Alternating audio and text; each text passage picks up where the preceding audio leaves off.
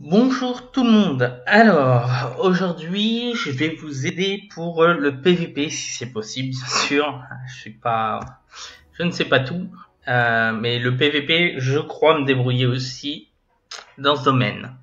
Donc, pour le PVP, toujours des armes, dégâts à distance ou dégâts ou tous les dégâts, peu importe. Ensuite, pour l'artefact, c'est simple, il vous faudra le Trewang.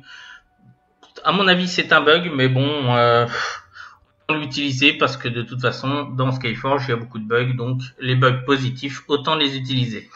Je pense que le Trewang va être retiré bientôt, donc utilisez-le, c'est pas grave. Pour la suite, comme artefact il vous faudra donc implacabilité des aspects dans un premier temps. Si vous avez tous les dieux, mais je vous conseille de mettre courroux des aspects plus implacabilité des aspects en PVP. Voilà. Vous avez le droit à tout, ça devient complètement débile.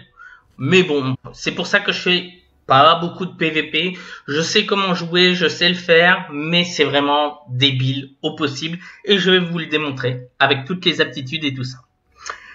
Alors, donc là, on a dit pour les armes, pour l'artefact, pour les bijoux, pas de souci. On passe aux symboles.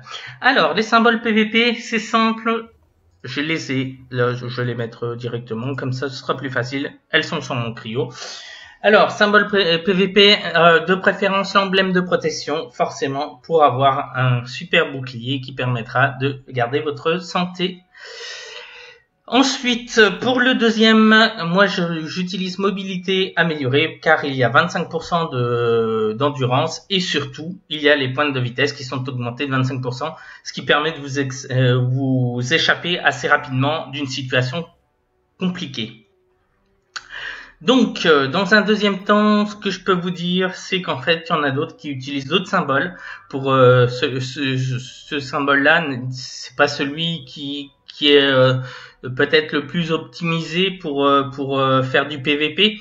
Néanmoins, quand on est rapide, quand on a un peu de skill, c'est mobilité améliorée.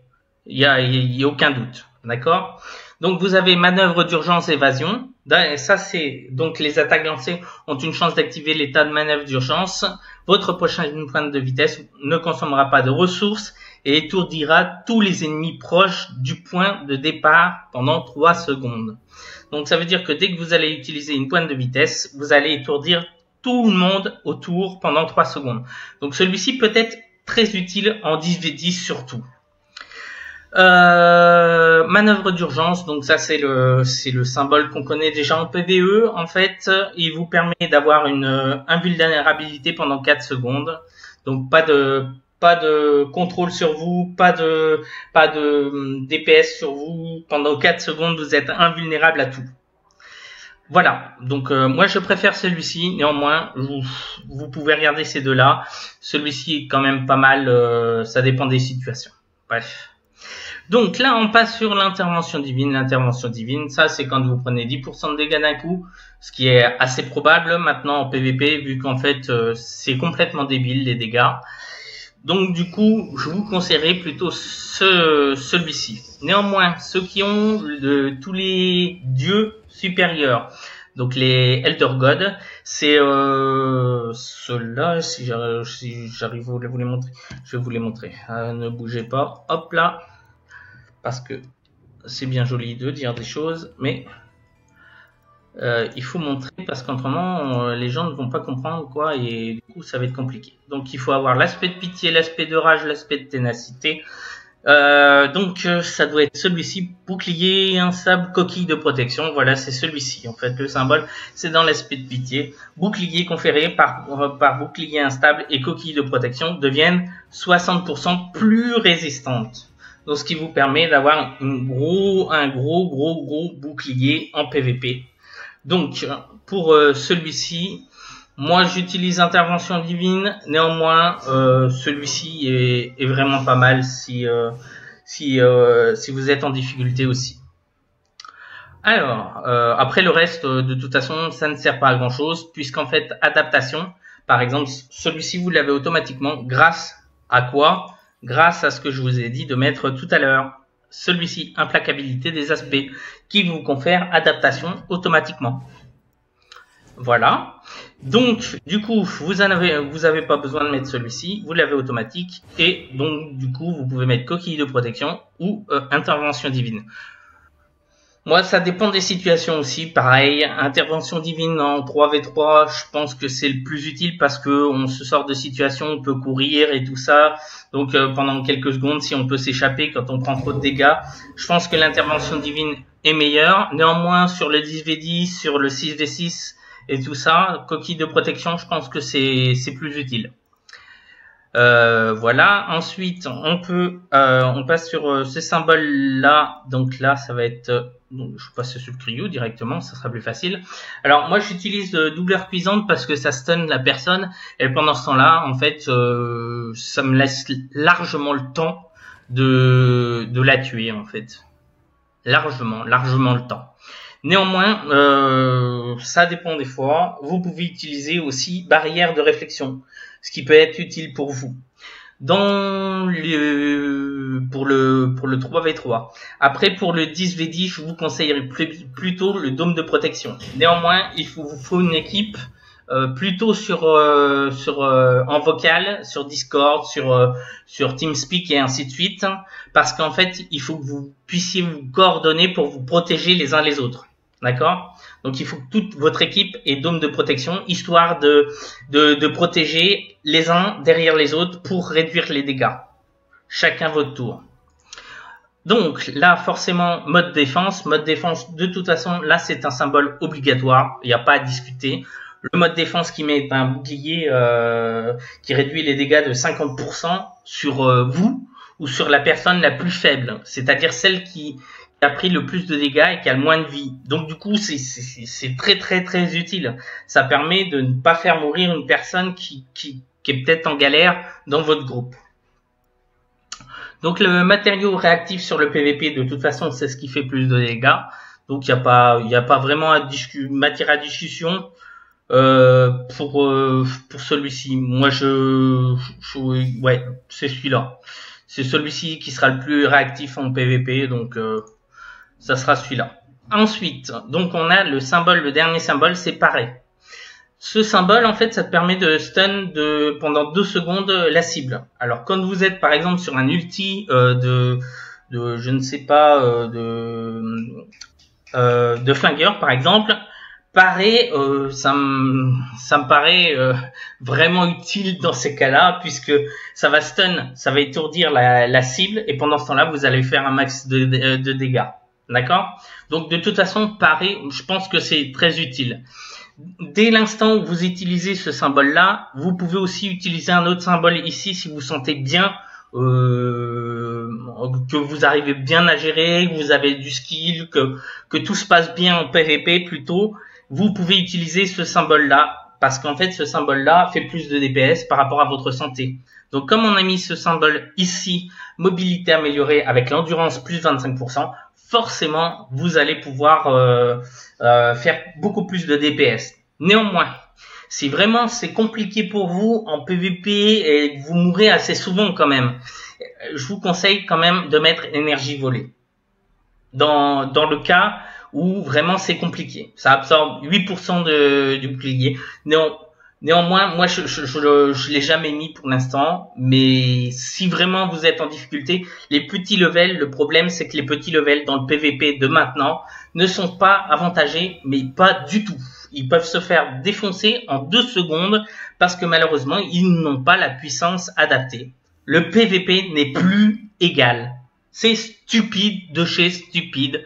C'est-à-dire que c'est celui qui cash shop le plus qui gagne. Celui qui a le plus de puissance qui gagne. Voilà. Pour résumer le PVP. C'est pour ça que moi, le PVP, maintenant, ça me saoule un petit peu.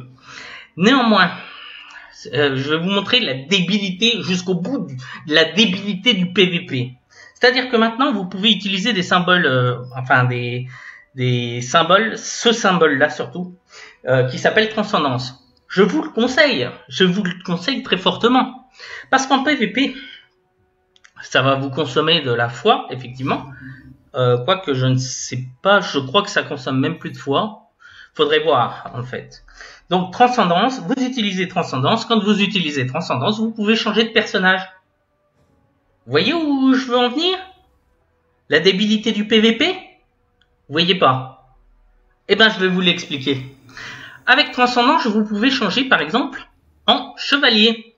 Chevalier, ça vous rappelle un petit truc, il y a quelque chose qui vous dit quelque chose, qui peut vous aider? Coup de fouet, non? Oui, coup de fouet.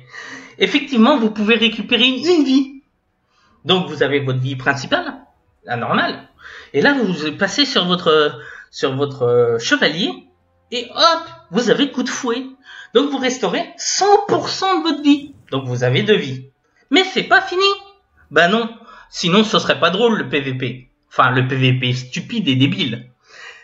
Comme c'est du PVP débile et stupide, on en rajoute une couche avec, à votre avis, la sorcière. Et oui, parce que la sorcière, figurez-vous, elle a la 9e vie. 9e vie, c'est simple, vous perdez toute votre vie, vous êtes mort normalement, mais non, vous n'êtes pas mort, vous récupérez votre vie, et non seulement ça, mais en plus vous avez 7 secondes où vous êtes invulnérable. Ce qui veut dire que vous êtes intouchable pendant 7 secondes, vous avez la possibilité de vous enfuir, de faire ce que vous voulez. Exactement ce que vous voulez. Voilà le PVP débile. Bref. Donc là, je vous conseille fortement de l'utiliser, forcément. Je ne veux pas vous dire de bêtises, mais Transcendance, c'est obligatoire en PVP, parce que le mec en face de vous, il aura 3 vies, pendant que vous en aurez qu'une seule, si vous n'avez pas de symbole. Vous voyez la débilité du PVP? Voilà. Je crois qu'on se comprend un petit peu mieux pourquoi je ne fais pas beaucoup de PVP, vraiment pas beaucoup. Ensuite, donc vous avez ce symbole-là, donc c'est celui-ci. Donc moi j'utilise plutôt en 3v3 volonté parce qu'en fait il supprime tout ce qui est contrôle et tout ça, ce qui vous permet de vous échapper d'une situation compliquée. Néanmoins, sur le 10v10, vous avez arbitre, le seuil de santé de l'ennemi, où vous pouvez utiliser ce coup de grâce et doubler. Donc ça veut dire en 3v3 et en 10v10, vous pouvez l'utiliser. Moi, je préfère celui-ci, je préfère me sortir d'une situation compliquée pour ne pas mourir, parce que s'il y a 3 personnes qui me tombent dessus, ou 4 ou 5 ou un peu plus même, je préfère celui-ci pour me sortir de la situation, et puis me débrouiller après pour récupérer de la vie en changeant avec Transcendance. Arbitre, par contre, celui-ci peut en fait tuer des ennemis qui ont à peu près entre 5 et 10% de vie. Donc c'est quand même très utile, et vous avez 10 coups de grâce. Ça veut dire que vous pouvez tuer 10 personnes qui sont entre 5 et 10% de vie. D'accord? Donc en 10v10, autant vous dire que c'est très utile quand même. Donc celui-ci, ce symbole un peu stupide, je vous l'avoue. Et vous avez celui-ci, donc restaure 20% de points de vie. 20% de points de vie, en sachant qu'en fait on a 3 vies, tout compte fait, avec le symbole Transcendance. On va préférer, en tout cas moi je vais préférer, le personnage obtient une arme divine instantanément. Pourquoi? Parce qu'en fait, la stupidité du PVP va jusqu'à son paroxysme. On va aller jusqu'au bout de la débilité profonde. Parce que Skyforge, c'est comme ça. Donc, la débilité profonde, c'est d'avoir une arme divine. L'arme divine, c'est quoi, vous allez me dire? Alors, l'arme divine, aptitude, symbole, voilà, c'est ceci, l'arme divine. Et là, dans les armes divines, on a transformateur de l'intégrateur. Moi, j'ai celui amélioré, qui vous permet de mettre des boules par terre, rouges, et qui vous permet de tuer quasiment tout le monde en one shot, en une seule fois. Donc, c'est complètement débile. Voilà, jusqu'où la débilité peut aller. Ensuite, vous pouvez avoir aussi cette arme-là. Moi, c'est ce que je conseille en PVP en règle générale, le bâton de Métarcus amélioré, surtout sur le 10v10, parce qu'en fait, vous allez protéger votre équipe. Donc, si par exemple, vous êtes sur Discord et tout ça, vous parlez, vous dites, moi j'ai le bâton de Métarcus, on va sur le truc, on va prendre un truc, on va faire, on va cumuler des points à cet endroit-là, il nous faut quelque chose, il nous faut une protection. À partir de ce moment-là, vous pouvez avoir le bâton de Métarcus, et avec ce symbole, donc irradiation, vous êtes sûr de l'avoir à 100%. Voilà, donc le PVP débile, vous avez toutes les explications. Voilà, voilà. Donc du coup, les symboles, c'est ceux-là, en tout cas ceux que j'utilise en PVP. Voilà. Je crois que je vous ai tout dit. Ah oui, sans compter l'Hyperion, bien sûr. Hein. Oubliez pas que vous allez avoir le mode de couverture parfaite, les boucliers, donc le bouclier d'Hyperion, ça vous permet de pas prendre de dégâts. Enfin bon, la totale, le total débile quoi en fait. Voilà. Je vous ai tout dit. Je vous dis à une prochaine fois.